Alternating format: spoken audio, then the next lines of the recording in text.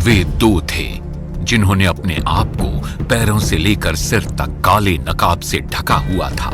उनकी आंखों पर नाइट विजन एबिलिटी वाले काले चश्मे थे। दोनों के हाथों में ठीक वैसे ही बड़ी बड़ी निंजा तलवारें थीं, जैसी चाइनीज फिल्मों में मार्शल आर्ट लड़ाकों के हाथों में देखी जाती है। उन तलवारों की धार कितनी तेज थी, इसका अंदाजा इसी बात से लगाया जा सकता है कि जैसे ही उन दोनों के रास्ते में कमरे का दरवाजा अड़चन बना, तो एक ने बड़ी तेज गति से अपने हाथ में थामी निंजा तलवार को उस दरवाजे पर चला दिया। उसे बस 1 सेकंड ही लगा उस मजबूत दरवाजे को कागज की तरह काटने में, पर फिर बिना कदमों की आहट किए वो दोनों आगे बढ़ गए। अब जल्द ही वो दोनों एक बड़े हॉल में थे, जहां घुप अंधेरा छाया हुआ था। आंखों पर नाइट विजन चश्मे के कारण उन दोनों को ठीक वैसे ही दिखाई दे रहा था जैसे दिन के उजाले में दिखता है। वो सामने तो कहीं नहीं दिख रहा। ठीक तभी उन दोनों के कानों में वो आवाज किसी धमाके की तरह गूंजी। तुम मुझे सामने ढूंढ रहे हो और मैं पीछे खड़ा तुम्हारा इंतजार कर रहा हूं। वो रॉय था, जो अपने हाथों में 2 खंजर थामे एक तरफ खड़ा था। उसने अपनी आंखों पर भी नाइट विजन ग्लासेस लगाए हुए थे। रॉय वेलकम्स यू, लेकिन मुझे अफसोस है कि जितनी खुशी मुझे तुम्हारा वेलकम करने की है, उतना ही दुख मुझे इस बात का है कि तुम दोनों में से यहां से कोई भी जिंदा वापस नहीं जा पाएगा। आज यहाँ एक ही लाश गिरेगी रॉय, और वो लाश सिर्फ तुम्हारी होगी। हम तो यहाँ से उस बच्चे को लेकर निकल जाएंगे जिसे तुम जिमी की हत्या करके अपने साथ लाए हो। वो बच्चा यहाँ दिख नहीं रहा। बॉस ने हमें जो जानकारी दी थी वो गलत नहीं हो सकती। वो लड़का इसी के पास है, यहीं कहीं होगा। ढूंढ लेंगे उसे। पहले इस रॉय को तो दुनिया से फना करें। तुम्हारे मुंह से ये सब सुनकर मैं हैरान हूं कि तुम्हारे बॉस का नेटवर्क कितना पावरफुल है। उसे मेरी और उस बच्चे की सही लोकेशन और सारी बातें एकदम सही मालूम है। कैसे? ये जानकर तो तुम और भी ज्यादा हैरान होगे रॉय, कि बॉस को ये भी पता है कि जिस पैकेज को तुम और हम ढूंढ रहे हैं उसका पता सिर्फ जिमी के लड़के को है। उनकी बातें सुनकर रॉय को मानो 11,000 वोल्ट का करंट लगा और वो सोच में डूब गया। ये कैसे हो सकता है? ये बात तो मैं सोच ही नहीं सकता, लेकिन जो बात किसी और को नहीं मालूम वो इनके बॉस को कैसे मालूम? ये तो मेरे लिए दूर की कौड़ी है। अब तो मेरी और भी ज्यादा ड्यूटी बन जाती है कि मैं जिमी के बेटे अयान को इन शैतानों से बचाऊं। लगता है अपनी मौत के बारे में सोचने लगा। ज्यादा मत सोचो रॉय, हमारी ये तलवारें तुम्हें बहुत आसान मौत मारेंगी। तुझे पता नहीं चलेगा। तेरी गर्दन को ये ठीक ऐसे काटेंगी जैसे नरम मक्खन को गर्म छुरी काटती है। ये कहते हुए एक ने आगे बढ़कर रॉय पर वार कर दिया।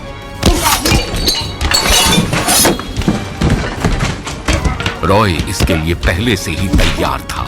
उसने अपने आप को रबड़ के गुड्डे की तरह अपनी जगह से उछालकर खुद को बचाया, लेकिन अभी रॉय के कदम वापस जमीन से टकराए भी नहीं थे कि दूसरे हमलावर ने उस पर हमला कर दिया। रॉय ने उसे बड़ी ही मुश्किल से अपने खंजरों पर रोका। इन खंजरों से तुम हमारी तलवारों का मुकाबला ज्यादा देर तक नहीं कर पाओगे रॉय, लेकिन ये बात तुम्हारी समझ में जब तक आएगी तब तक तुम अपने यमराज के पास पहुंच चुके होंगे। इन छोटे खंजरों को तुम बहुत हल्के में ले रहे हो। अभी दिखाता हूं तुम्हें कि ये खंजर छोटे जरूर हैं, लेकिन घाव बहुत गंभीर करते हैं। इस बार हमलावर की निंजा तलवारों के वार से खुद को बचाते हुए रॉय ने दोनों खंजरों के हैंडल पर लगे छोटे छोटे बटनों को दबा दिया। अगले ही पल वो दोनों खंजर बड़ी निंजा तलवार में बदलते चले गए। अब वे तलवारें रॉय के हाथों में बिजली की गति से घूम रही थी। अब मुकाबला बराबरी का है। अब देखें कौन जीतता है। मुकाबला ज्यादा देर बराबरी का रहेगा नहीं रॉय। हमें ट्रस्ट करते हुए हमारे बहुत से साथी थोड़ी देर में ही यहाँ पहुंचेंगे। तू हमसे नहीं लड़ पाएगा, इसलिए तेरी भलाई इसी में है कि तू उस लड़के को हमारे हवाले कर दे। रॉय की फितरत में शामिल नहीं है कि वो अपने संरक्षण में आए किसी का बाल भी बाका होने दे। और ऊपर से तुमने तो मुझे बता भी दिया है कि लड़का मेरे लिए कितना जरूरी है। अब तो रॉय उस लड़के की परछाई भी तुम्हें छूने नहीं देगा। उसके लिए चाहे लाशों का अंबार ही क्यों ना लगाना पड़े। फिलहाल तू लाश बनने के लिए तैयार हो जा। कहते हुए दोनों हमलावरों ने एक साथ ही अपनी तलवारों का वार रॉय पर कर दिया। रॉय ने उन दोनों के वार को रोका और फिर उन पर अपने वार भी करने शुरू कर दिए। ये दोनों भी पूरी तरह से ट्रेंड निंजा फाइटर्स हैं। इन्हें हल्के में लेने का मतलब है अपने आप को इनका शिकार बना देना। अचानक सोचते सोचते रॉय चौंका और उसके चौंकने का कारण थी वो आवाज जिन्हें उसने तलवारों की आवाज के बीच भी खूब सुना था। बाहर से कई बूटों की आवाजें आ रही हैं, यानी उनके दूसरे साथी यहां पहुंच चुके हैं। अब मुसीबत बढ़ने वाली है। मैं अकेला होता तो इस मुसीबत से जूझने में मुझे कोई दिक्कत नहीं थी, लेकिन अयान मेरे साथ है। अब उसको बचाना मेरे लिए बहुत जरूरी हो गया है। इसलिए इस समय इस मुसीबत को और बढ़ाना मैं बिल्कुल भी अफोर्ड नहीं कर सकता। मुझे इससे निकलना होगा और ऐसा मैं तभी कर पाऊंगा जब मैं इन दोनों से निपट लूंगा, और ये काम तुरंत होना चाहिए। इसीलिए मुझे अपनी निंजा तलवार की धार से नहीं बल्कि अपने दिमाग की धार से काम लेना होगा। कम वक्त बिजली की तेजी से मुझसे निपटने की कोशिश में लगे। अगर सही समय पर मैंने अपने आप को नीचे नहीं गिराया होता तो सर कलम कर दिया था इन्होंने मेरा। रॉय ने अपने आप को हमलावर के वार से बचाया और तेजी से एक तरफ दौड़ लगा दी। आखिर भाग खड़ा हुआ, लेकिन इस तरह भागकर तू बच जाएगा ये भूल है तेरी। हम मौत हैं, जब तक तेरी जिंदगी है तब तक हम तेरा पीछा करेंगे। दोनों हमलावर भी रॉय के पीछे भाग खड़े हुए। ये हमसे भागकर कहीं नहीं जा पाएगा, क्योंकि ये जिधर भाग रहा है उधर कोई रास्ता नहीं है, बल्कि दीवार है। उसे रुकना ही पड़ेगा। सचमुच सामने दीवार ही थी और उस तरफ भागने वाले को जाना कहां था। उसे आखिर रुकना ही था, लेकिन रॉय नहीं रुका। वो भागते भागते दीवार पर कई फीट ऊपर तक चढ़ता चला गया। तब तक उसके पीछे भागते उसके हमलावर भी दीवार के पास आ गए और रॉय शायद यही चाहता था। उसने दीवार पर कई फीट ऊपर पहुंचकर एक उल्टी कलाबाजी खाई। किसी कुशल जिम्नास्टिक खिलाड़ी की तरह बैक फ्लिप करके रॉय अब दोनों हमलावरों के पीछे था। सब कुछ इतनी तेजी से हुआ था कि हमलावर कुछ समझ ही नहीं पाए और अब ठीक उनके पीछे पहुंचे रॉय ने उन्हें कुछ समझने लायक छोड़ा ही नहीं। रॉय के हाथों में थमी तलवारें बिजली की गति को मात करती हुई उनकी पीठ के रास्ते उन दोनों हमलावरों के शरीर में पैबस्त होती चली गईं। दोनों हमलावरों की चीखें गूंज उठी। वे अपने ही खून में नहाते चले गए। दोनों हलाल हुए बकरे की भांति छटपटा रहे थे, जबकि रॉय तेजी से अंदर की तरफ भाग खड़ा हुआ। इनके साथ ही आ गए। मुझे अयान को लेकर तुरंत ही यहां से निकलना होगा। रॉय ने अंदर पहुंचकर अयान को उठाया और उसे लेकर तेजी से वो बाहर की तरफ भागा। लेकिन उसे क्या मालूम था कि उसके दुश्मन उसकी सोच से पहले वहां आ पहुंचे थे। अयान को संभाले रॉय को तुरंत ही ऐसे घेर लिया गया कि अब उसके पास बचने का कोई रास्ता नहीं था। ठीक वही वो क्षण था जब वातावरण में उस मोटरसाइकिल की तेज आवाज गूंज उठी।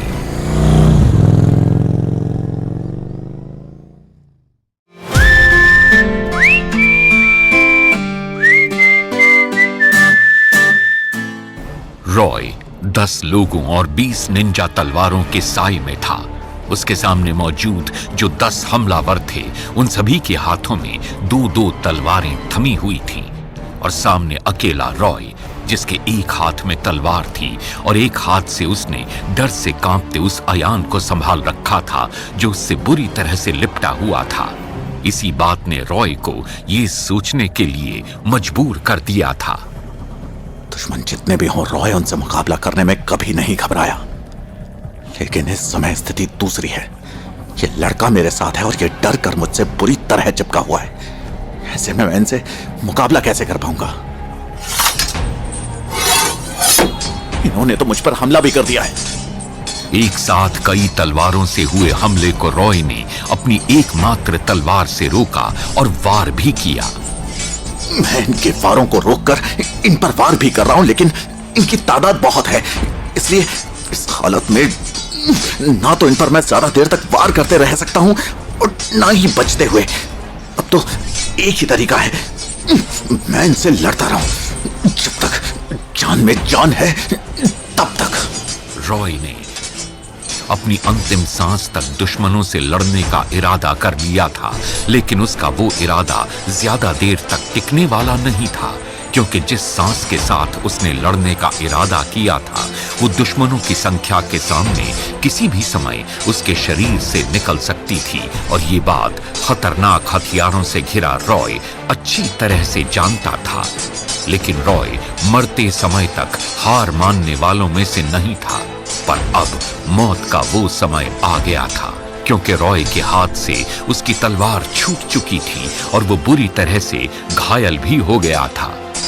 अब रॉय के सभी हमलावर एक साथ रॉय पर वार करने के लिए तैयार थे, उन निंजा तलवारों से जो लोहे को भी मक्खन की तरह काटती थी। लेकिन वो तलवारें अपना काम कर पाती उससे पहले ही हार्ली डेविडसन की उस तेज आवाज ने सभी का ध्यान अपनी तरफ खींचा जो उनके कानों तक पहुंची थी। लेकिन सिर्फ एक पल के लिए, क्योंकि अगले ही पल वो बाइक खुद वहां आ पहुंची। वो भड़ाक से हमलावरों से टकराई और उन्हें तितर बितर कर डाला। कौन है ये? My name is Vikram, private detective Vikram. माफी चाहूंगा, एन मौके पर पहुंचा। एन मौत के मुंह में पहुंचा है, इसके साथ तू भी मारा जाएगा। मेरे बापू कहते थे मौत और जिंदगी तो ऊपर वाले के हाथों में होती है, नीचे वाले तो साले भौंकते हैं और मुझे भौंकने वालों का मुंह बंद करना खूब आता है। ये कहकर विक्रम ने बाइक को बड़ी तेजी से हमलावरों की तरफ दौड़ा दिया। हमलावरों को अंदाजा था कि बाइक उन तक चलकर आएगी, लेकिन उन तक पहुंचने से पहले ही विक्रम ने बाइक की सीट पर खड़ा होकर बाइक के हैंडल को एक तेज झटका दिया। बाइक हवा में कई फीट ऊपर उछली और तोप के गोले की स्पीड से हमलावरों से टकराई।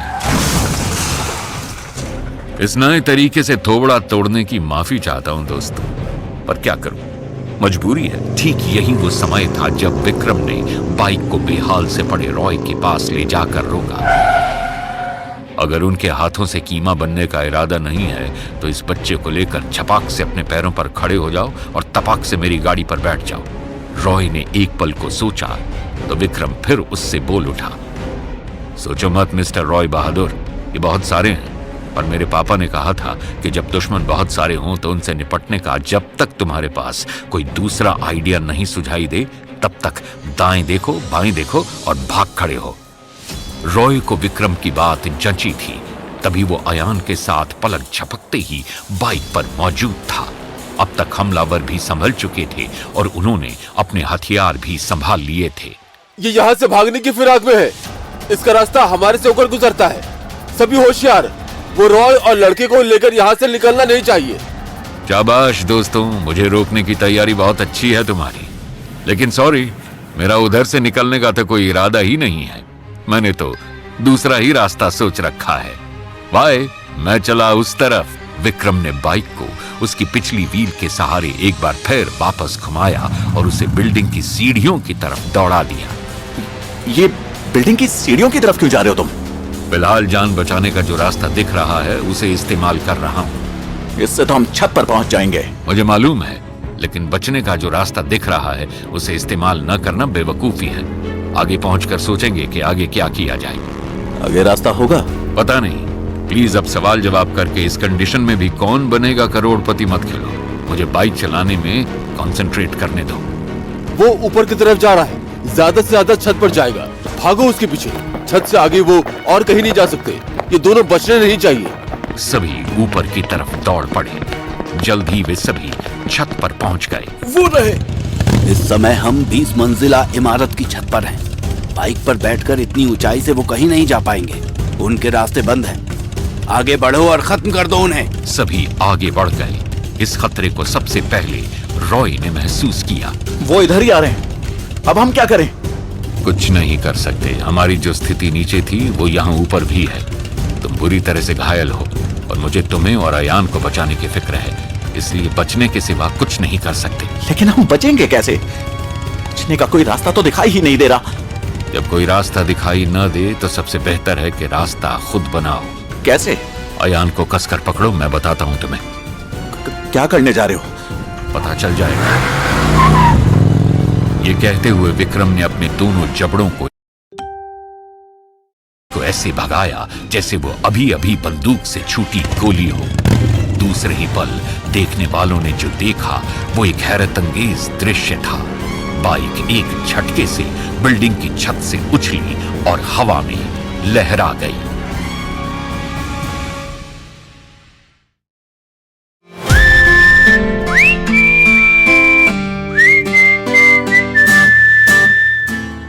ये दुनिया है। रोज लाखों लोग जन्म लेकर इस दुनिया में आते हैं, तो लाखों लोग ऐसे भी हैं जो मरने के बाद दुनिया छोड़कर चले जाते हैं। और ऐसा इसलिए होता है क्योंकि उनका समय पूरा हो गया होता है। हार्ली डेविडसन मोटरसाइकिल पर मौजूद इन 3 व्यक्तियों विक्रम, रॉय और 6 साल के अयान का भी शायद समय पूरा हो गया था। अगर ऐसा न होता तो भला ये लोग उस मोटर बाइक के साथ क्यों कूदते उस 20 मंजिला इमारत से, जिसके 300 फीट ऊपर से किसी भी इंसानी शरीर के नीचे सड़क पर गिरने का एक ही मतलब है, सड़क से टकराकर तरबूज की तरह खील खील होकर बिखर जाना। इन तीनों के साथ भी ऐसा ही होने वाला था, लेकिन ऐसा सिर्फ देखने वालों का सोचना था। बाइक पर मौजूद और उसका संचालन करते डिटेक्टिव विक्रम का तो कुछ और ही सोचना था। उसके चेहरे पर मौजूद भाव और उसकी आंखों की चमक बता रही थी कि उसके दिलो दिमाग में यह विचार तो एक पल के लिए भी नहीं आया था कि नीचे पहुंचकर उनका सामना मौत से होगा। वो तो इतनी ऊंचाई से गिरकर भी सेफ लैंडिंग की सोच रहा था।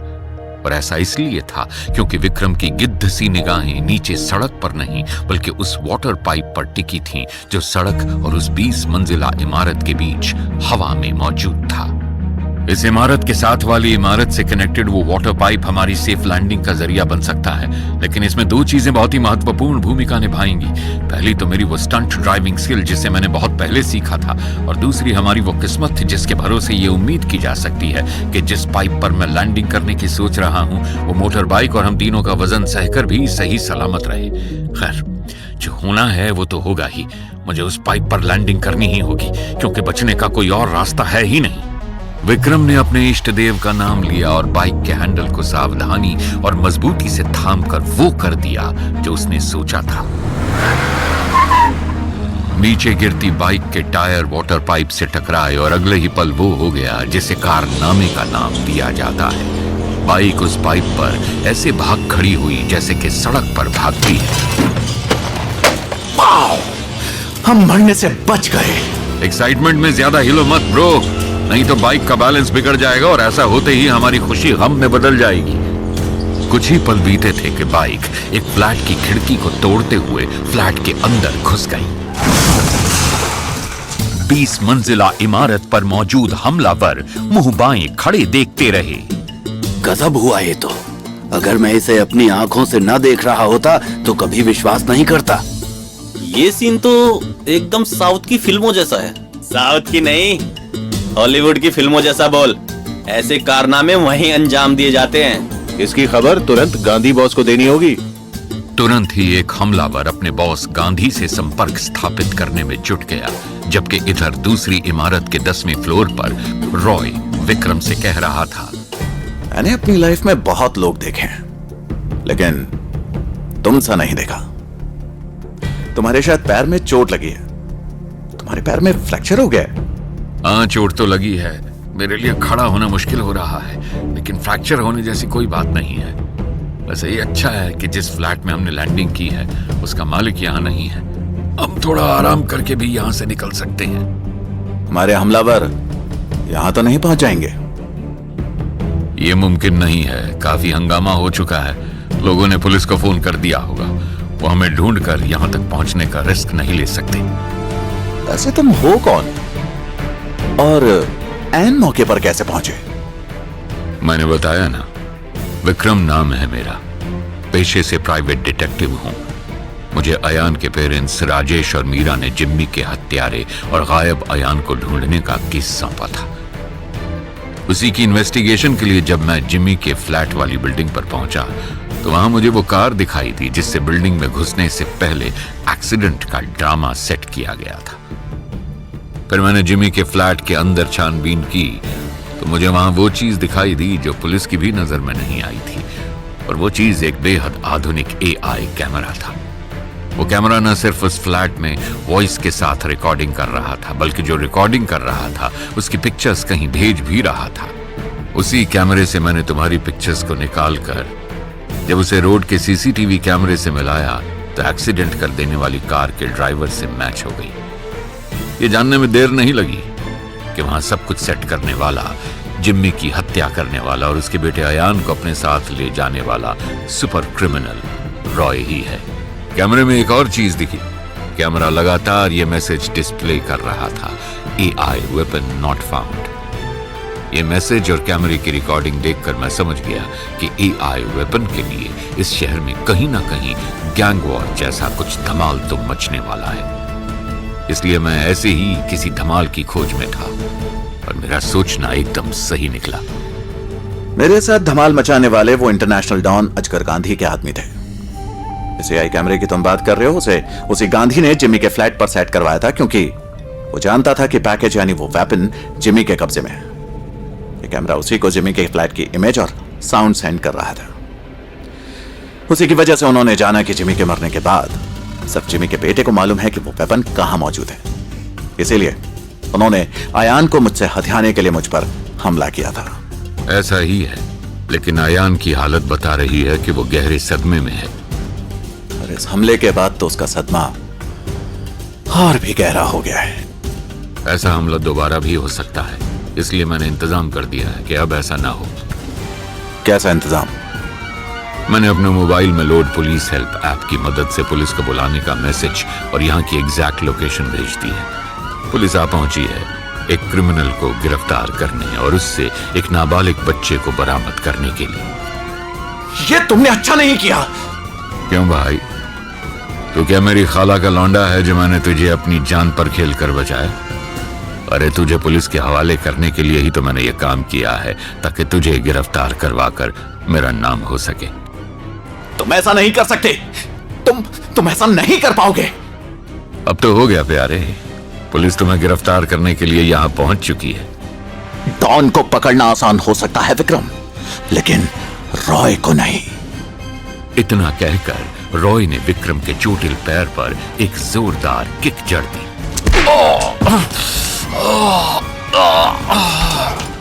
तूने मेरी जान न बचाई होती तो ठोकर नहीं, गोली मारता, वो भी भेजे में। दूसरे ही क्षण रॉय ने अयान को अपने बाजुओं में दबोचा और बाहर की तरफ भाग खड़ा हुआ। विक्रम ने उठकर उसके पीछे भागने की कोशिश की, लेकिन पैर के दर्द ने उसे उठने नहीं दिया और वो अपनी जगह पर पड़ा पड़ा ही चीखा। पुलिस ने इस इलाके को चारों तरफ से घेर लिया है, तुम अयान को लेकर यहां से बचकर नहीं जा पाओगे।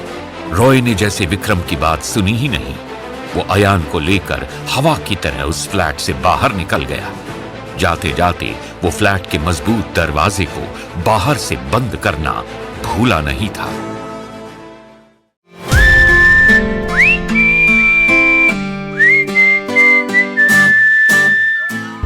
पंद्रह मंजिला वो इमारत जिसके चप्पे चप्पे पर पुलिस का पहरा था।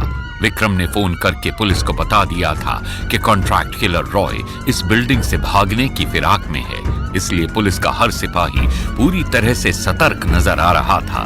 स्पेशल पुलिस स्टाफ के DCP रमेश वागले खुद तुरंत वहां पहुंचे थे। बिल्डिंग से बाहर जाने वाले हर आदमी की अच्छी तरह से जांच पड़ताल करो।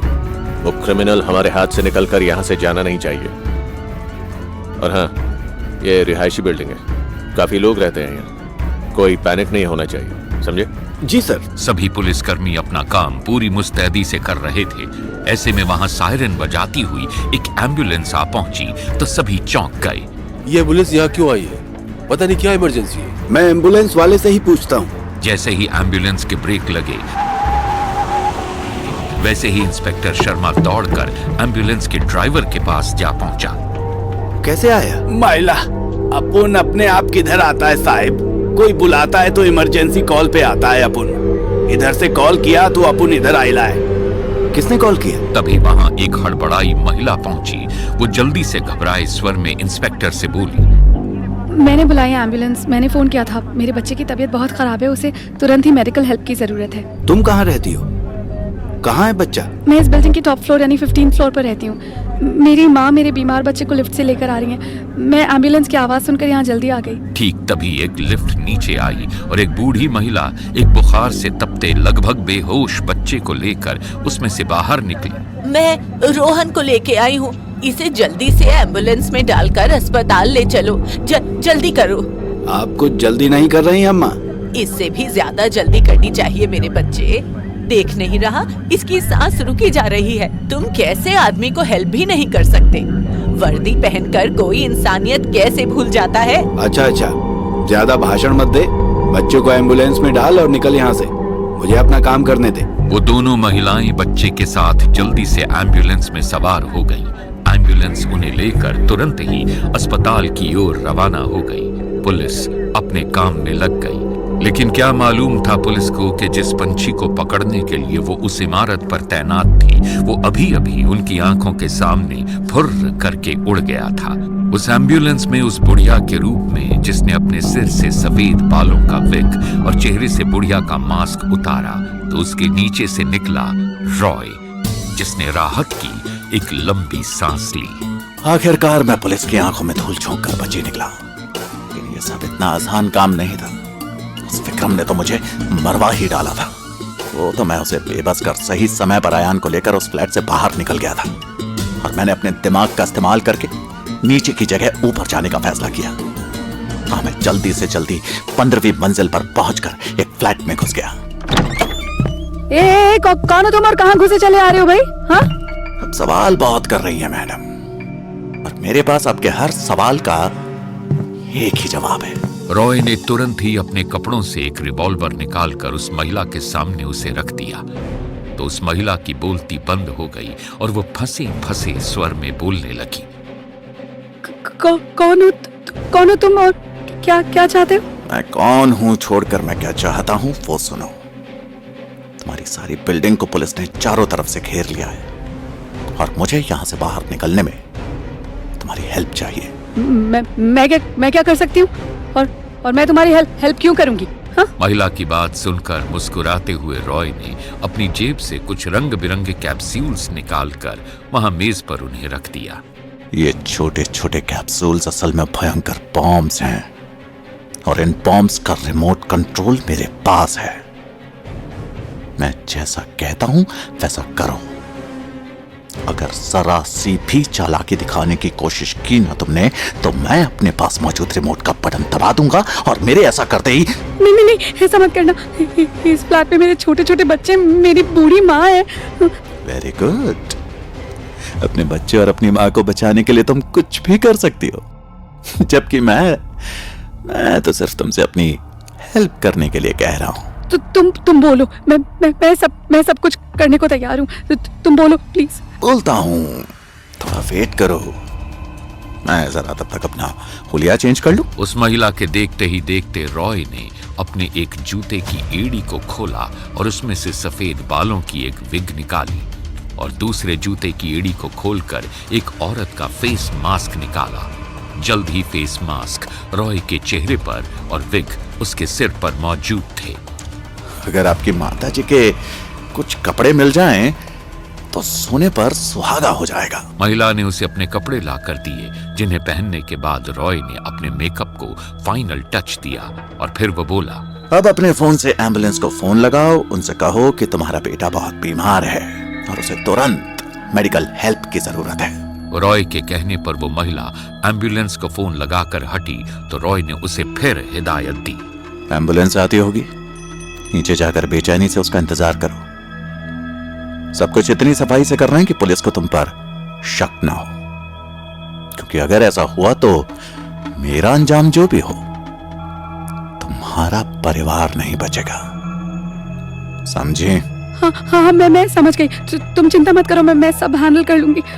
और इस तरह मेरा प्लान कामयाब हो गया और मैं अयान को लेकर सही सलामत वहां से निकल आया। फिर रॉय ने बुढ़िया के कपड़े उतार कर एम्बुलेंस में सहमी सी बैठी उस औरत के हाथ में थमा दिए। आपके सहयोग का शुक्रिया मैडम। माताजी के कपड़े उन्हें वापस दे देना।